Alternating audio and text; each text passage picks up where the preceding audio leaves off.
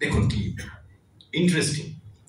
ছেড়ে দিলাম কর্মফল, ছেড়ে দিলাম ধর্ম, তক্ষুনি সব মিলিয়ে গেল শূন্যে। ছেড়ে দিলাম পরম্পরা, নিষেধ এবং প্রথাও, তক্ষুনি সব মিলিয়ে গেল শূন্যে। বেদ ছেড়েছি এবং সাথে ছেড়েছি সব শাস্ত্র, তক্ষুনি সব মিলিয়ে গেছে শূন্যে। বলছে চোখা আমার সকল ধন্দ এখন লোপাট, এখন আমি আমার দেহে তাঁকেই খুঁজে পাচ্ছি।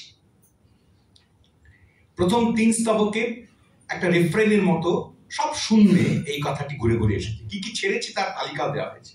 কর্মফল ছেড়ে দিয়েছি, বুঝতেই পারছেন কর্মফল শব্দের মধ্যে আসলে ওই সিস্টেমটি, ওই নিষেধাজ্ঞাটি, ওই বিশেষ বর্গ বিভাজনটি আভাসিত। তারপরে পরম্পরা ছেড়েছি, প্রথা এবং নিষেধ। একটা লোকের গোটা জীবনটাই নিষেধময়, কেবল বারণময়।